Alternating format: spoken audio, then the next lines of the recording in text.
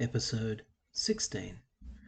We'll continue with my meeting random women and, as a result, doing nothing more than writing one poem only and then moving on.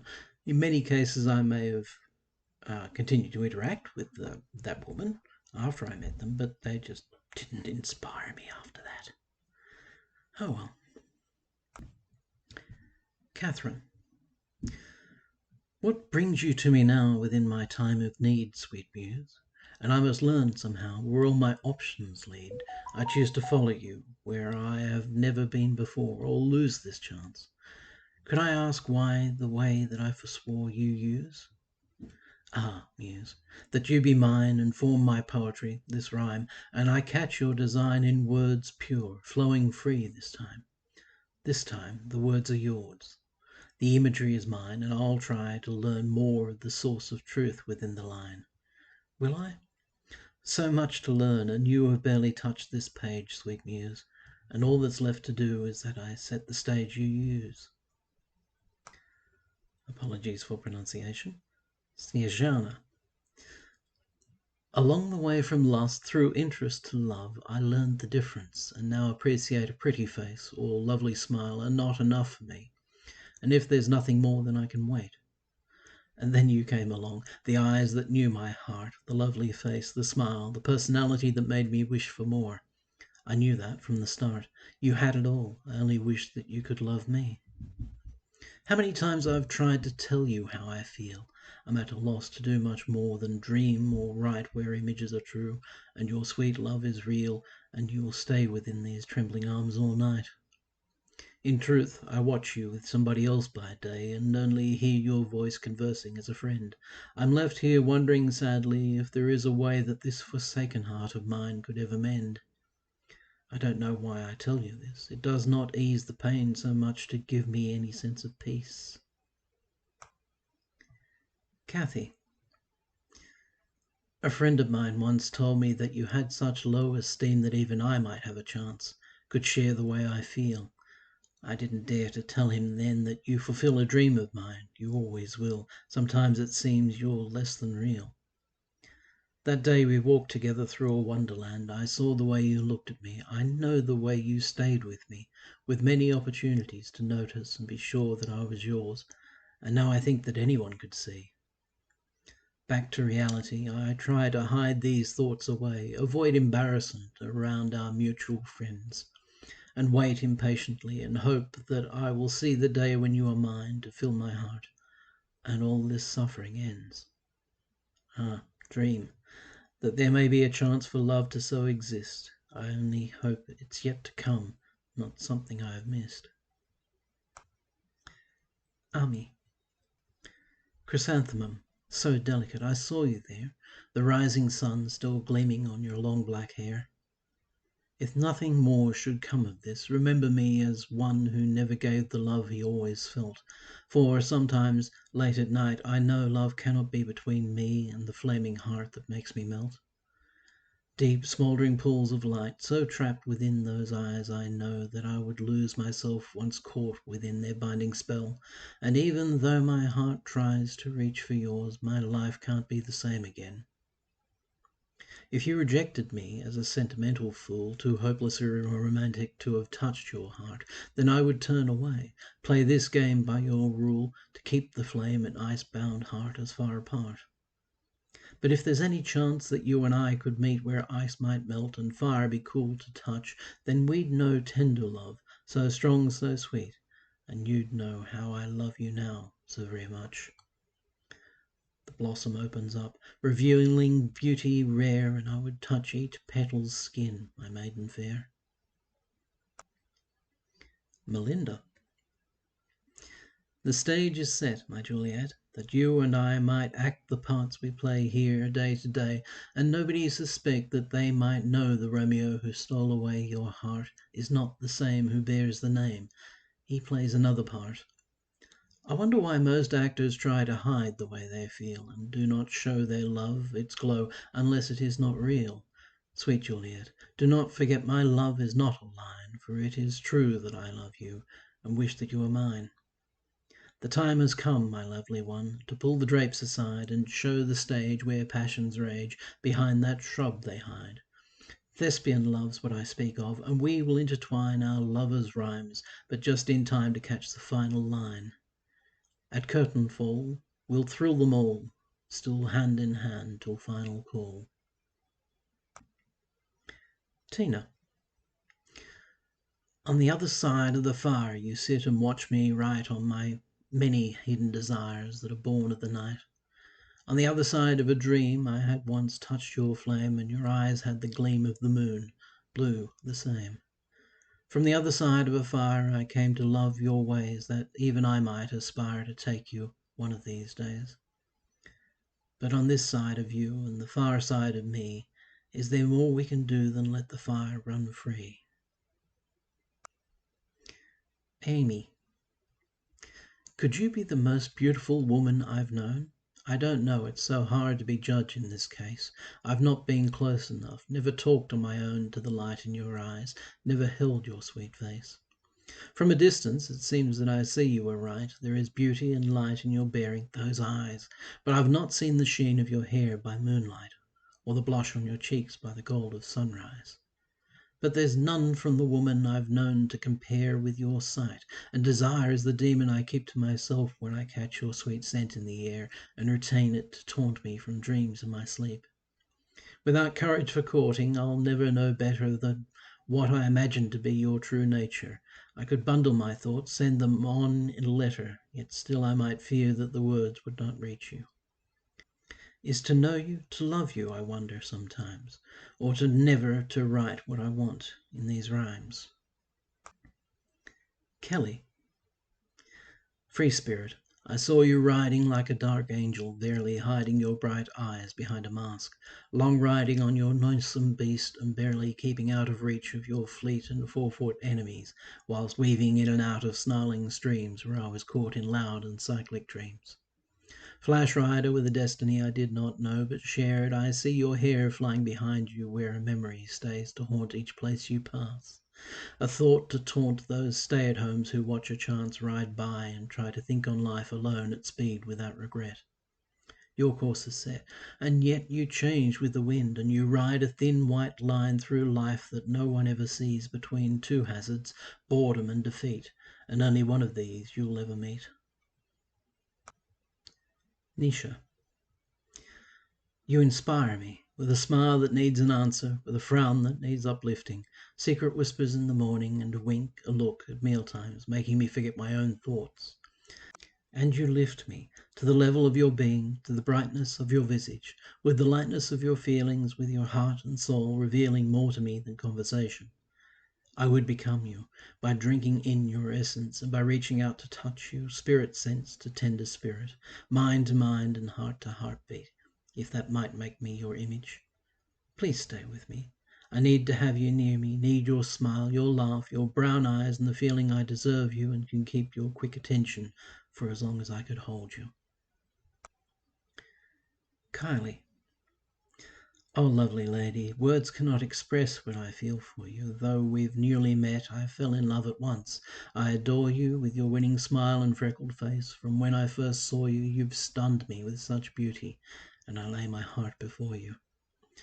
Oh, that you might stay with me, fair maiden, with your cheerfulness, and change this heart, and give it strength to fight the loneliness that I have lived by choice, as no one's ever shown me tenderness before, and I would live the dream of holding all your loveliness. This heart still strives to cater for the greater needs and use accompanying such thoughts, and I would let emotions loose to show you this love of mine, if that's the course that I must choose, to keep you here with me, my love, new imagery, my muse. But what say you of me? I've yet to ask you how you feel about the one professing love, the owner of the heart you steal. Perhaps I should now take a breath from this poetic spiel to find out if the love I have could ever be so real. Or have I just let dreams go on to give me words at play? Perhaps you never thought of me in any kind of loving way. Rowena. If I fell in love tonight, who could it be but you to hold my heart, to take my love, to be the one I'd make false promises to, my lady in blue? And who else would I long for after you have gone? If I tell you how I truly feel, could you be mine, accept the love I offer you, then give some back? Could you be happy with the love that I define enough that you could show me all the things I lack?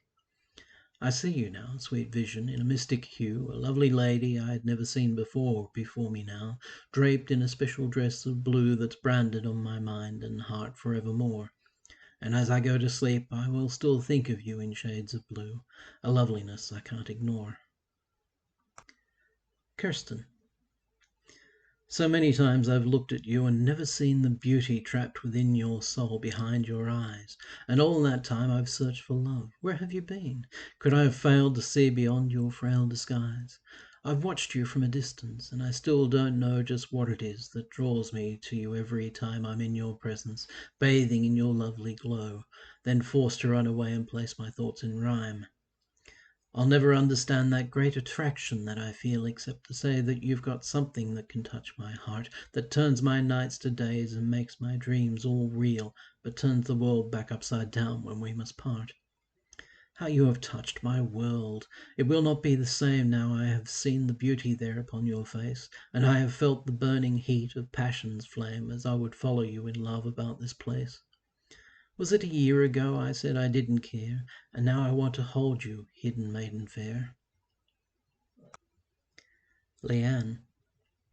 Dear sister, it's your courage I admire the most. Not knowing fear or favour, you'll speak your mind, take umbrage to opinion, tear the fragments from a boast, and give to those who pain you barbs and arrows all in kind. But will you ever let somebody try to share your life, accept you in your vagaries, get close enough to touch that hurt inside, to tame that tongue as sharp as any knife, and let them say with fear they love you very much? I watched the way you take them down and watched them bleed. I've pitied you, your loneliness, and thought I knew your pain. But have you ever let me go that final step and know your need beyond a cursory illusion to the dream that will remain? Know that I'll always be there if you need someone to hold, and that I'll always love you, though the world be dark and cold. Sarah. There is a door that's often locked beyond a door that's kept ajar, so I can hear you're coming home, and we both know just where you are. There is a hope that we can meet out in the hall beside the door and talk banalities a while. I've dreamed this many times before.